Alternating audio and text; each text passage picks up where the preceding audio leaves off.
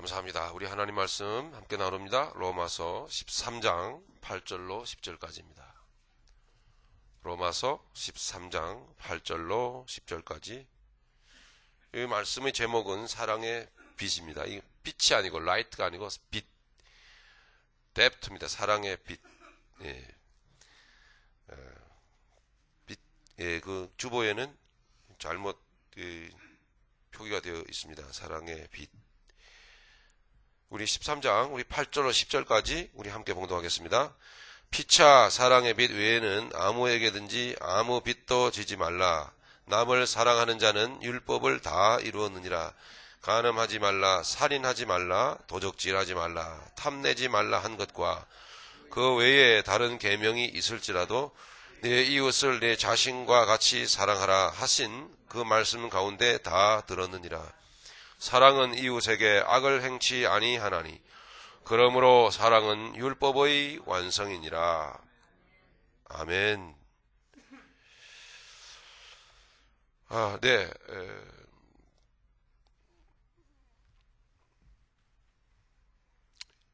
지금 우리가 나누는 이 말씀들은 로마서의 그 최종적인 마지막 부분에 해당하는 우리 믿음의 사람들의 그 삶에 대한 가르침이십니다.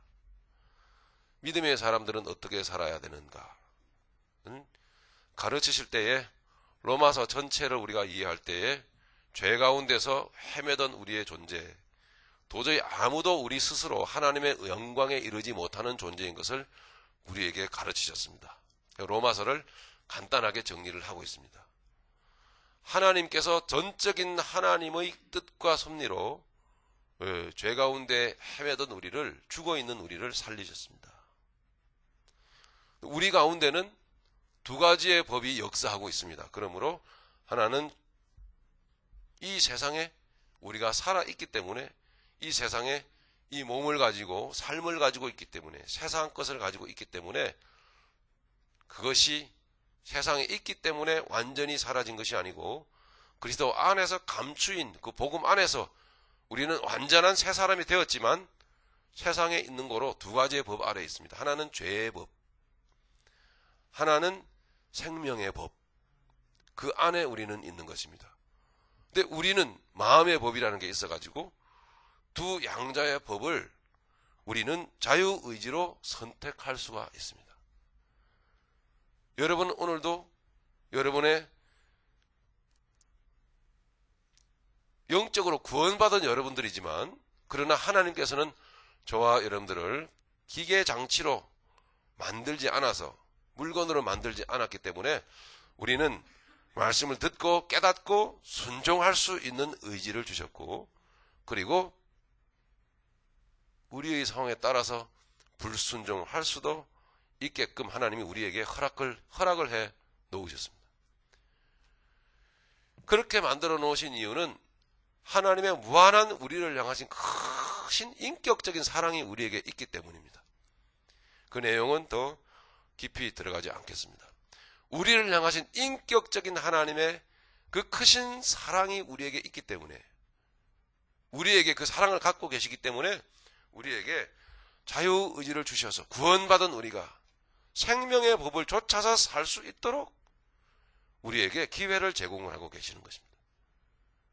그러나 큰 틀로 보면 그것조차도 우리가 성령의 권능을 구하지 않으면 도저히 우리는 순종해 갈 수 없는, 매우 우리는 연약하고 이 상황은 매우 어려운 상황에 놓여져 있다고 하는 것이죠.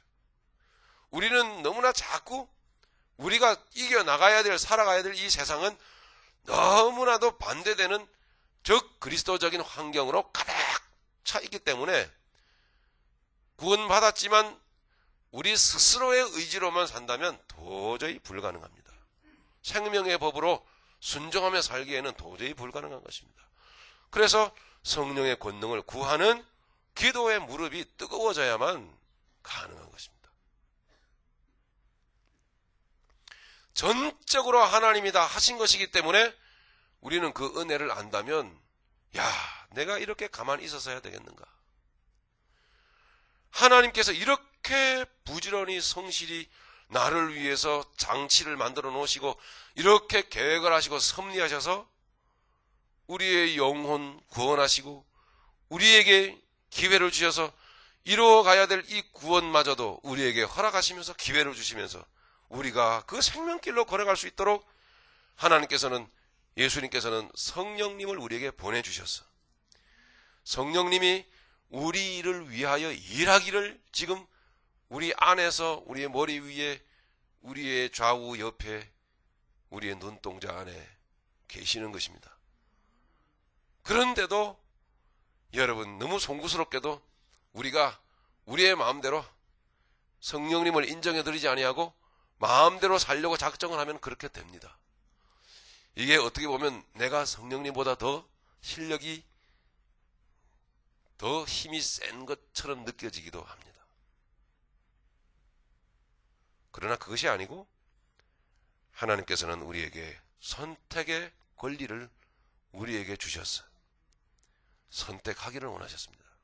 구원받은 우리에게는 정말 선택해 가야 합니다. 그래서 본질을 아시는 여러분께 말씀을 드리면 믿음은 저는 감히 선택이라고 말씀드리고 싶습니다. 정말 믿음은 여러분 선택입니다. 어떤 길을 선택하고 걸어갈 것인가. 자, 그와 같은 내용으로 쭉 기록되어 있는 것이 바로 로마서입니다. 간단하게 정리를 하면 그렇습니다. 그래서 우리가 우리 13장의 12장 중반서부터 계속해서 기록되어 있는 것은 그리스도인의 이제 최종적인 삶을 가르치시는 겁니다. 어떻게 살아야 한다. 이런 여러 가지로 가르치고 계시는 겁니다. 지난주에 여러분 함께 나눈 말씀 기억하십니까? 무엇이었죠? 여러분의 생활 속에서 위에 있는 권세들에게 대들지 말고 굴복하라 이렇게 가르치셨습니다. 그 뜻을 예레미야서 29장의 말씀과 연결해서 우리가 살펴보았죠? 그렇습니다. 우리의 이론과 우리의 이성과 상식을 가지고 살아가면 절대로 하나님의 뜻에 순종할 수가 없습니다. 왜냐하면 하나님은 우리를 영적으로 이끄시기 위해서는 이 세상의 이론과 상식을 뛰어넘는, 뒤집어 엎으시는 분이기 때문입니다. 이 부분에 있어서 오해가 없으시기를 바랍니다. 우리는 믿음의 사람들이고 영적인 길을 걸어가는 사람들이기 때문에 우리의 삶의 모습은 반드시 윤리적이어야만 하고 도덕적이어야만 합니다. 윤리를 잘 지켜야 되고 도덕을 잘 지켜야 됩니다. 부모 자식 지간의 윤리가 있는 것이고 사회에서 여러분 윤리가 다 있는 것이고 공공 질서가 다 있는 것이고 반듯하게 우리는 조심조심 잘 지켜야 합니다.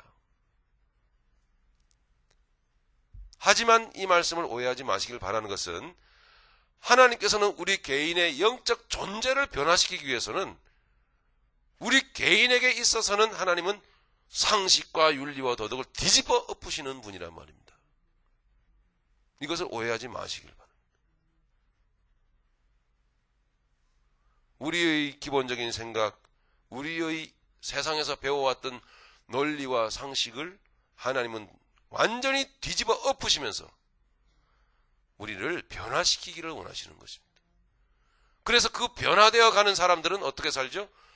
윤리와 도덕을 잘 또 지켜야 되는 것입니다. 오해가 없으시겠죠? 그와 같은 말씀을 우리가 함께 나누었지 않겠습니까? 오늘은 13장 8절인데 빚지지 말라 이렇게 가르치고 계십니다. 빚지지 말라. 오직 한 가지만 빚져라 이렇게 가르치는, 오직 한 가지만. 그것이 뭐냐 하면 바로 사랑입니다. 사랑의 빚 외에는 아무에게든지 그리고 아무 빚도 지지 말라. 여기 그렇게 쓰여 있습니다. 우리에게 그렇게 말씀을 주신 것입니다. 아무 빚도 지지 말라. 다만 사랑의 빚은 져야 한다. 빚진다라는 말은 무슨 뜻입니까? 사랑을 받는다라는 뜻 아닙니까? 그죠? 받았으면 여러분 빚진 마음이 있죠. 그것 또한 사랑의 빚 외에는 아무 빚도 지지 말라. 그리고 나서 빚지지 말라고 하는 말은 사랑하라는 말이 또 들어있는 것이 않습니까? 그래서 남을 사랑하는 자는 율법을 다 이루었느니라. 두 가지만 우리가 살펴보도록 하죠.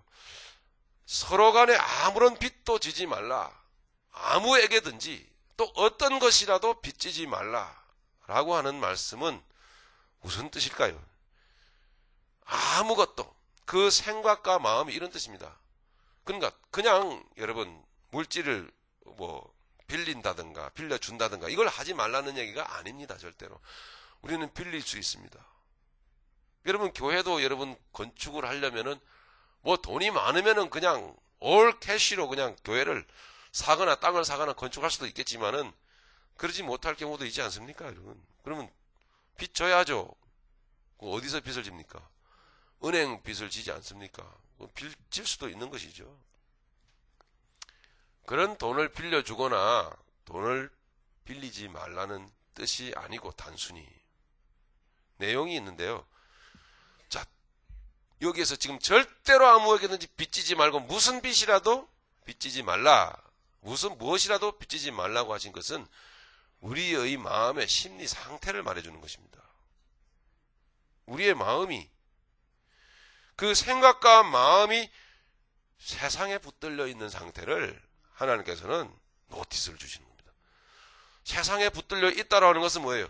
이 육체를 붙들고 있는 것이죠.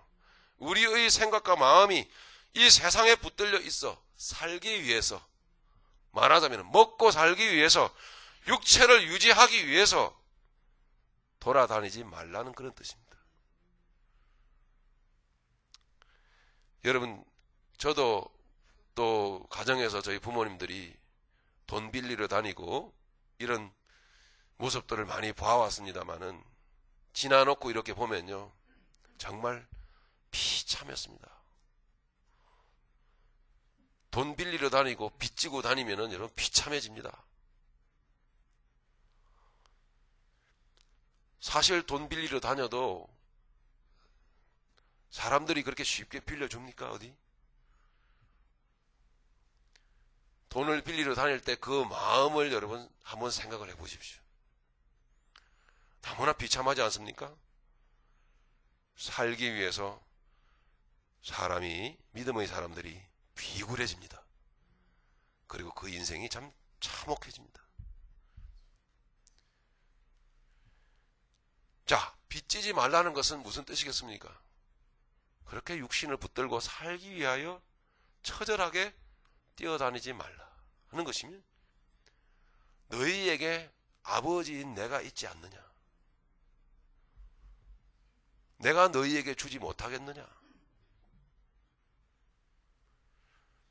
그런데 돈을 빌리러 다니는 입장에 있는 그 사람들의 마음과 생각을 보면 하나님 아버지를 향한 신실한 의지와 믿음은 별로 없습니다. 오로지 이 목숨, 밥줄, 현실, 이것만 가득 차 있는 것이죠. 그와 같은 모습으로, 상태로, 그런 영적 상태로 여러분 이 아쉬운 마음으로 돈을 빌리러 다니는 자식의 모습을 아버지 하나님께서 보고 있는다고 여러분 생각을 해보십시오. 여러분은 자녀가 그렇게 돌아다니고 있다고 부모된 여러분의 입장에서 한번 상상을 해보십시오. 얼마나 여러분 가슴 아프고 슬픈 일입니까?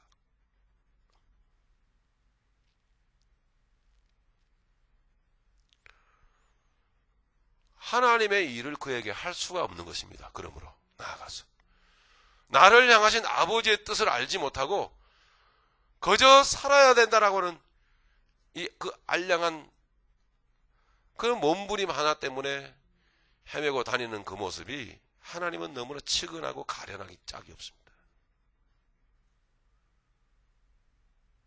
그건 무슨 뜻입니까? 아무에게든 기대하지 말라는 것입니다. 물질은 더더욱다나 더 그렇고요. 기대한 만큼 여러분 정말 흡족하게 여러분 찾아간 그 사람이 내게 여러분 주십니까? 아니에요. 언제 갚을래부터 시작을 해가지고, 그죠? 당장에 다급해서 빌리러 갈 때는 뭐 일주일 후에 갚겠다 아니면 열흘 후에 갚겠다 그러죠. 여러분 그게 마음대로 되던가요? 일주일이 희한하게도 빌릴 때는 긴 것 같은데 그냥 자고 일어나면 일주일이 되지 않습니까?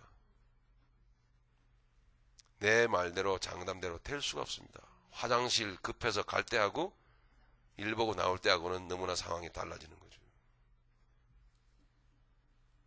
그런 오류를 얼마나 우리가 많이 범하고 다니는지 모릅니다. 누가요? 믿음의 사람들이. 어쩌란 얘기죠? 굶으세요. 금식하십시다. 그런 마음이어야만 한다는 거죠. 즉 아버지의 뜻이 무엇입니까? 하나님은 그걸 원하시는 거죠. 하나님은 뜻 가운데서 내게 뭔가를 하시려고 하는데 나는 생각이 다른 데가 있죠. 여러분 삶이 여러분 열리지가 않습니다.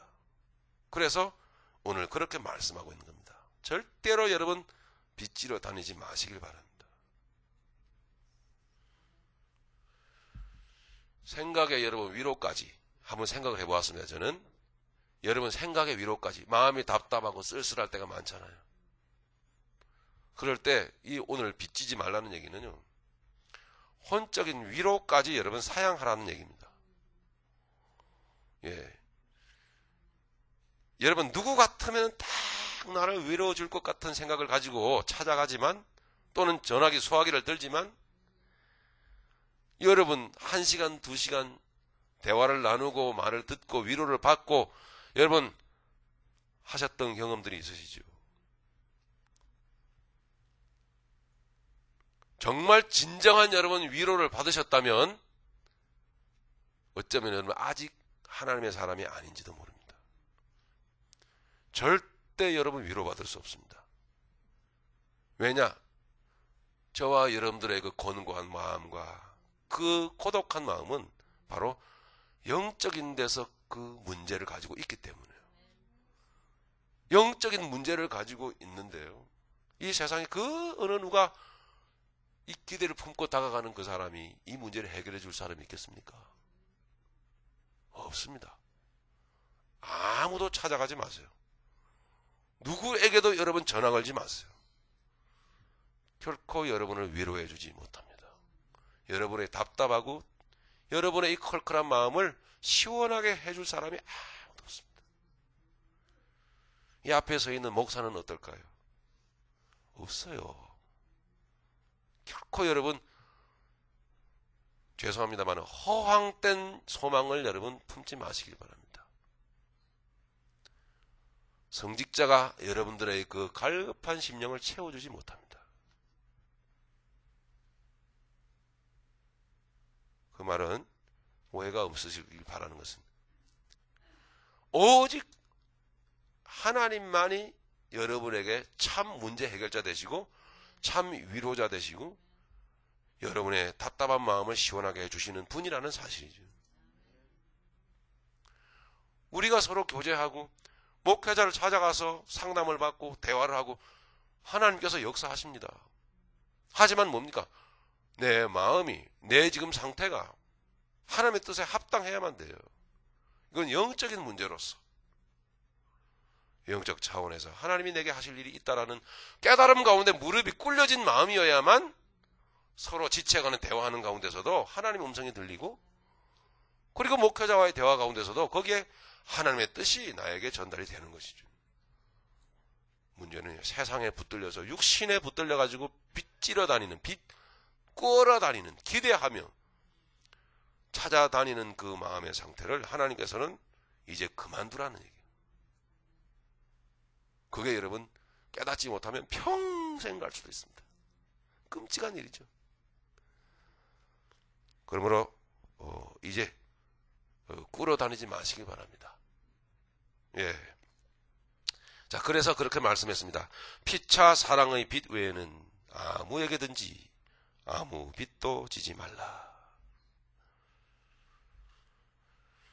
남을 사랑하는 자는 율법을 다 이루었느니라. 이제 두 번째 단계로 들어가서 이제 사랑하라는 것입니다. 그저 오직 한 가지만, 이 한 가지는 여러분 빚져야만 되는 거예요. 또 그게 뭐냐면 사랑입니다.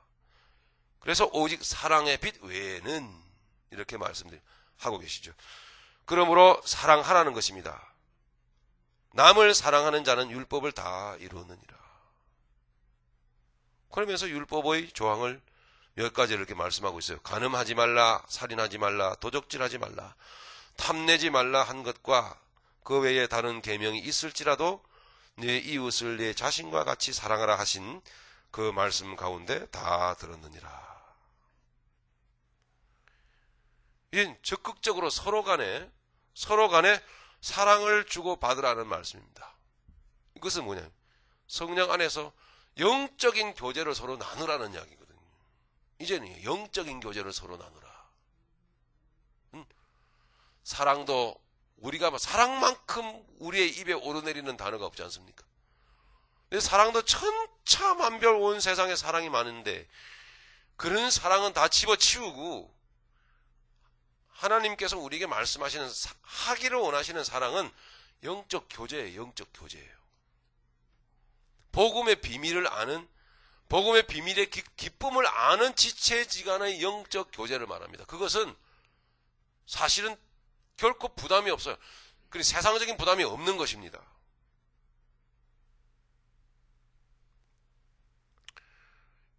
즉 율법의 요구를 이루는 사랑을 말하는 것이죠. 이 사랑의 정체를 조금 우리 해부해 보도록 하겠습니다. 서로 간에 사랑하라, 영적 교제를 이루라 그랬는데요. 교제를 하라는 그런 이야기인데 이건 율법의 요구를 이루는 사랑을 말합니다. 왜냐하면 우리 10절을 보시죠. 오늘 마지막 절인데 사랑은 이웃에게 악을 행치 아니하나니 그러므로 사랑은 율법의 완성이니라 이렇게 말씀하셨기 때문에요. 이 하라고 하시는 이 사랑은, 이 영적 교제는 율법의 요구를 이루는 사랑입니다. 딱 이거 한 가지만 우리에게 요구하고 계시는 것입니다. 사랑 많은데 다른 사랑도 하나님 절대 하면 안 돼요, 여러분. 오직 한 가지만 딱 율법의 요구를 이루는 사랑이에요. 그 사랑만 빚지고 또 빚을 주고 하라는 것이요. 교제하라는 것이죠.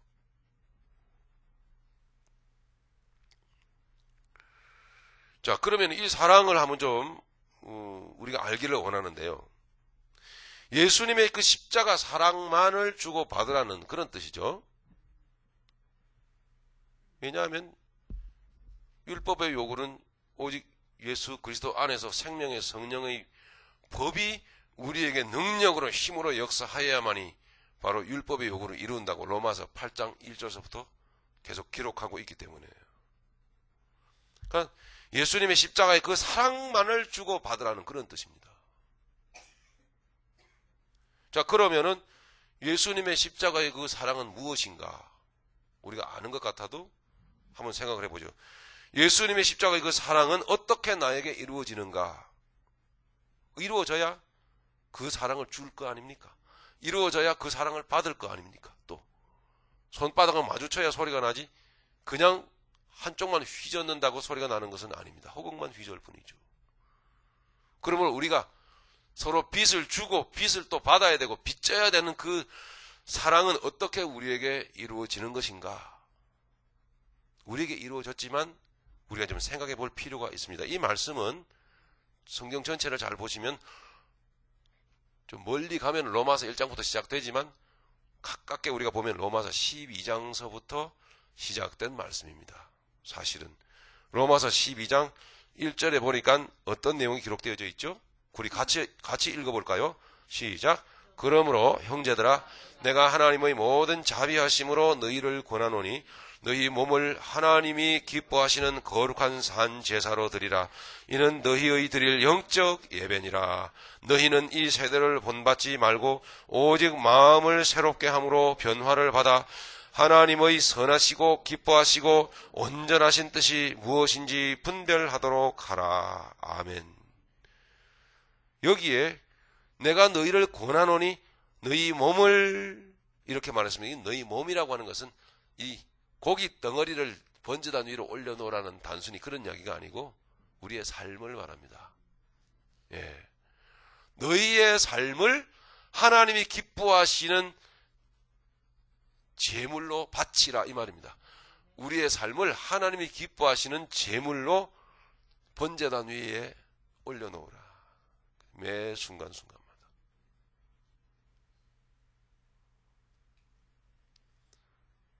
번제단 위에 올려놓아진 제물은 제사장이 거기에다 불을 붙이고 하나님께 올려드릴 때 하나님의 성소에서 불이 나와서 그 제물을 살랐죠. 성령의 불로 활활활활 타오르는 그와 같은 인생이 되게끔 하라. 이런 것이죠. 그러면서 너희는 이 세대를 본받지 말라.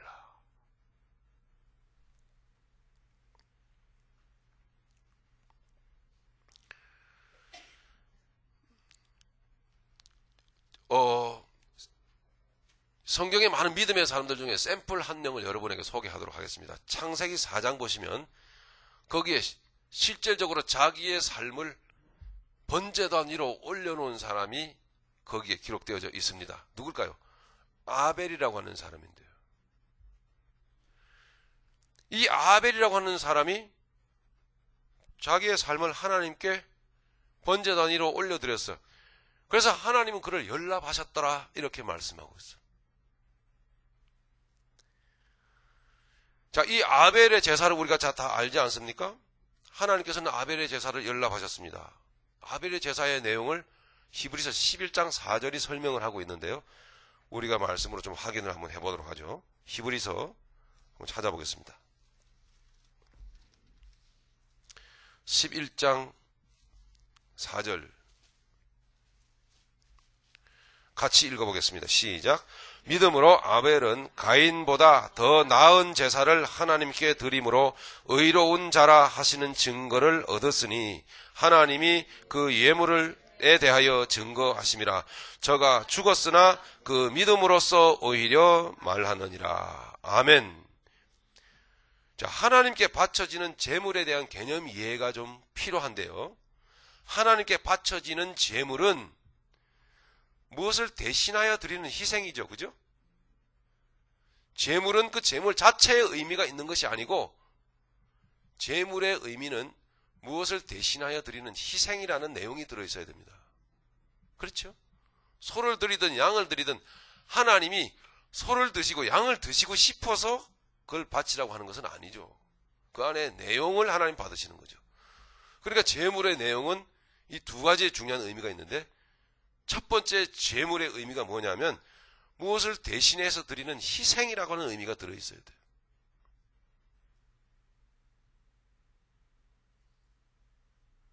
하나님께서 우리의 삶을 하나님이 기뻐하시는 거룩한 산 제사로 드리라고 말씀을 하셨지 않습니까?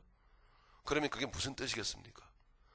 우리의 삶을 번제단 위로 올려놓는다면 우리는 뭐예요? 무엇을 대신해서 드리는 희생이 되어야만 한다는 거죠. 누가요? 내가. 잘 생각해 보시면 거기에서 진실한 사랑이 나오지 않겠습니까? 내가 하나님께 나를 드리기를 원하는 것은 그래서 번제단 위로 올라간다면 나 아닌 무엇을 대신해서 드리는 희생이 되고자 하는 것입니다. 그것이 사랑이죠.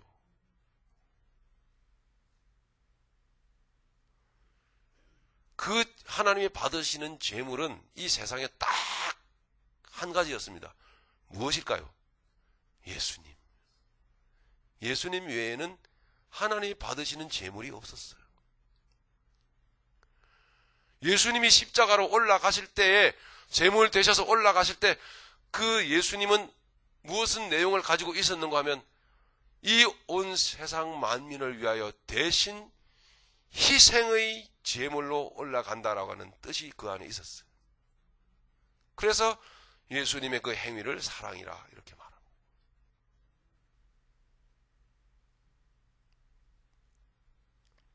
한 가지 더 있는데 하나님께 바쳐지는 제물에 대한 개념은 두 번째로 깨끗해야 돼요. 더러우면은 바칠 수가 없어요. 점도 흠도 티도 없는 제물이어야만 해. 즉 거룩해야 된다는 거죠. 점도 흠도 티도 없는 재물은 이 세상에서 딱 하나밖에 없어요. 무엇이죠? 예수 그리스도. 그분 외에는 다 점이 있고 다 흠이 있고 다 티가 있는 거예요. 그게 하나님께서 받으실 수가 없습니다.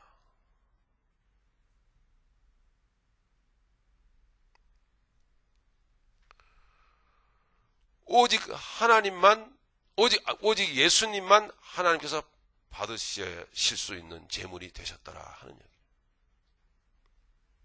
근데 아벨의 이야기가 왜 나왔냐면, 아벨의 제물을 하나님이 기뻐 연락하셨더라 그랬거든요.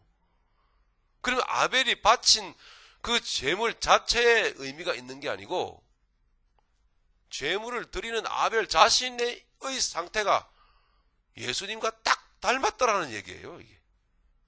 그렇죠? 그래서 하나님이 예수님과 같았기 때문에 받으신 거예요. 뭐 어떤 분들은 신학적으로 해석하기에 아벨은 피를 바쳐서 하나님이 받으셨고 가인은 피를 안 바치고 곡식을 바쳐가지고 하나님 안 받으셨다고 그랬는데, 그것은 참, 그는 오해입니다. 그거는 넌센스고요. 그런 질문은 우문입니다. 우문. 그 우문에 현답을 제가 드립니다. 제가 드리는 게 아니라 하나님께서 말씀하십니다. 그래서 하나님이 안 받으신 것이 아닙니다.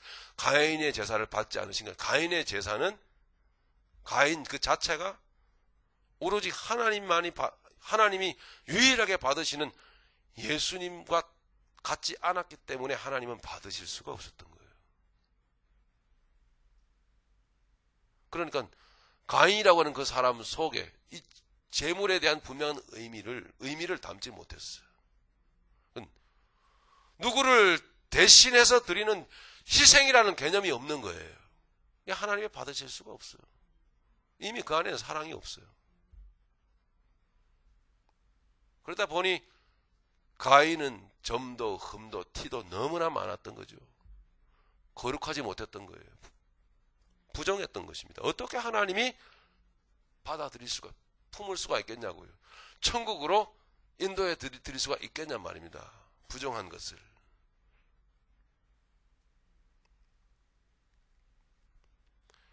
참 두렵고 떨리는 말씀이죠.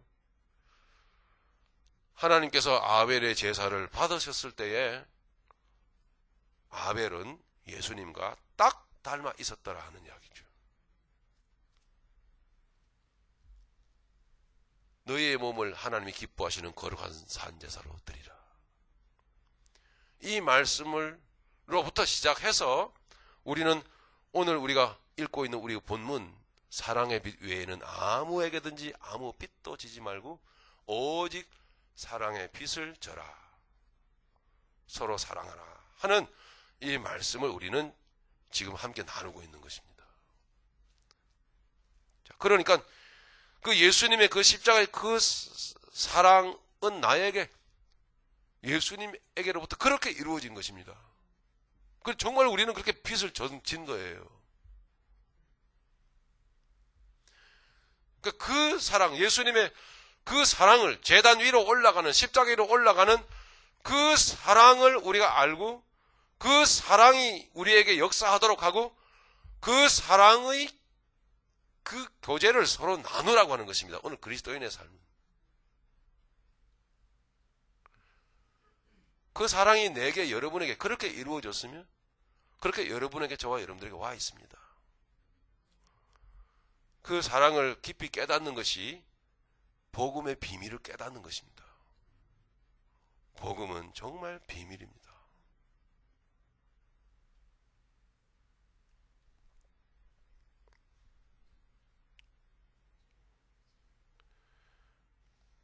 네, 우리 본문 말씀 우리 10절로 가겠습니다. 10절 보니까 그 사랑을 이렇게 말씀하고 있습니다. 사랑은 이웃에게 악을 행치 아니하나니.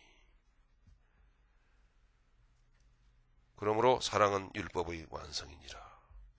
마지막 절 10절을 볼 때에 우리가 오직 한 가지 서로 주고받아야 될 사랑은 바로 예수 그리스도의 십자가의 사랑이며 그 내용을 잠깐 우리 함께 나눠보았습니다. 하나님께 여러분의 자신을 성전 제단 위로 올려드리시길 바랍니다. 올려드릴 때에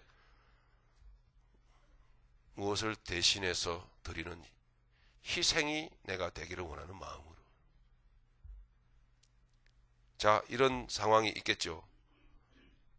아벨을 보니까 아벨의 형인 가인이 아벨을 시기 질투해가지고 이게 하나님께서 자기의 재산을 안 받고 아벨의 동생의 재산만 받았더라는 얘기입니다. 어느 날 가인은 아벨을 쳐 죽였습니다. 아마 돌로 쳐 죽였던 것 같아요. 여러분, 가인이나 아벨이나 이렇게 말씀은 그냥 한 줄로 말씀으로 기록되어져 넘어가고 있는데요.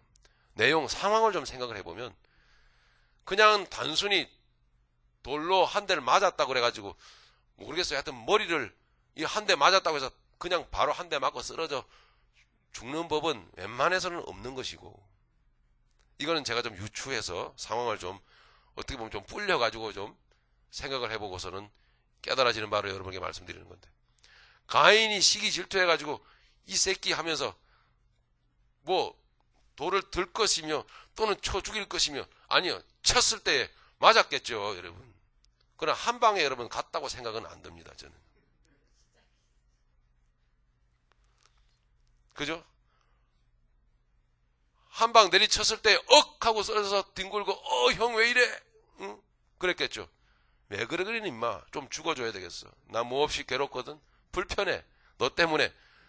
들어서 또 찍습니다. 십자가의 그 사랑은 뭐냐면 놀랍게도 그대로 돌로 내리 찍는데 피하지 않고 맞았다는 사실입니다. 도망가지 않고 맞았다는 사실입니다. 그 아벨의 모습은 그래서 예수님과 닮았더라는 이야기입니다. 즉 예수님을 계시하는 모습이었다. 예수님의 모형이었다는 이야기입니다. 아벨은 확실히 후에 나타나실 예수 그리스도를 미리 나타내 보여주는 모형이었습니다. 그러므로 하나님은 아벨을 받았던 거죠. 피차 사랑의 빛 외에 서로 간에 사랑의 빛을 절하는 이야기는, 주고받으라는 이야기는 그와 같은 마음이에요. 여러분들을 공격하는, 핍박하는 상대방의 그 대죄를 뒤집어 쓰고 맞아 죽는 사랑입니다. 새롭게 한번 결단합시다. 상대방 여러분 주변에 가까이에 가인처럼 돌을 들고 찍으려고 하는 사람들이 있으시죠? 예. 있으신 분은 한번 아멘 해보세요. 별로 없으니 여러분 참, 여러분 다 통과하신 분 같아요. 예. 어떻게 사랑하실까 하는가 하면 바로 예수님의 그 사랑을 담게 하기 위해서 가인으로 여러분, 하나님께서 여러분 주변에 사람을 보내서 여러분을 돌로 찍으려고 하는 사람이 반드시 여러분 있을 겁니다. 네. 도망가지 마시고 그 죄를 여러분들이 뒤집어 쓰시고 죽어야 합니다. 변명 없이. 그 사랑은, 우리가 나눠야 될 그 사랑은, 겉으로 드러나는 그 사랑은 그 내면 속에 그 모진 그 사랑이 들어 있습니다. 참 말씀을 전하면서도 참 하나님 앞에 그렇게 완벽하게 자신은 없지만 결단해 보고자 합니다. 그것이 바로, 그분이 바로 예수님이셨다는 얘기입니다. 할렐루야. 예, 그 사랑으로 서로 피차 사랑하라. 그래서 사랑은 율법의 완성이니라. 그렇게 말씀하고 있습니다. 확실히 아벨은 예수님을 예표하는 사람이었다. 그래서 아벨의 제사를 하나님이 받으셨다 하는 내용입니다. 그리고 나니까 성경에 여러 사람들이 나타나네, 그죠? 아벨 같은 사람이 신약에도 스데반 집사입니다. 나타납니다. 많은 순교자들이 그렇게 상대방의 죄의 짐을 뒤집어 쓰고 기꺼이 상대방이 찍어내리는 돌에 맞아서 죽었습니다. 십자가 그 사랑이 그렇게 우리의 믿음의 사람들에게 오늘 우리에게 밀려옵니다. 저에게도 밀려오고 여러분들에게도 밀려옵니다. 정리하겠습니다. 이거 외에, 이 사랑 외에 다른 빛은 절대로 빛으로 돌아다니지 마십시오. 인생이 가련하고 안타깝고 불쌍할 뿐입니다. 그냥 배고프시고 그냥 좀 힘드시기를 바랍니다. 괜찮습니다. 그래도 괜찮아요. 죄송합니다. 괜찮습니다.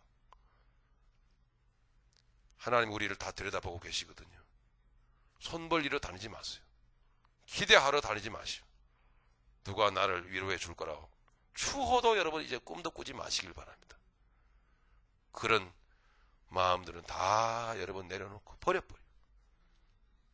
기꺼이 어려움과 시련과 아픔 가운데서 오히려 돌이 내게 날아오거든 그냥 맞고 어떻게 하시면 됩니까? 맞고 어떻게 하면 되죠? 네, 그냥 즉사하면 됩니다. 그런 마음으로 피차 사랑하라. 할렐루야. 이렇게 그리스도인의 삶을 우리에게 가르쳤습니다. 사랑의 빛 많이 지시기를 바랍니다. 할렐루야. 우리 말씀을 생각하면서 우리 동성으로 자기 자신의 삶을 돌아보면서 우리 기도하도록 하겠습니다. 다 같이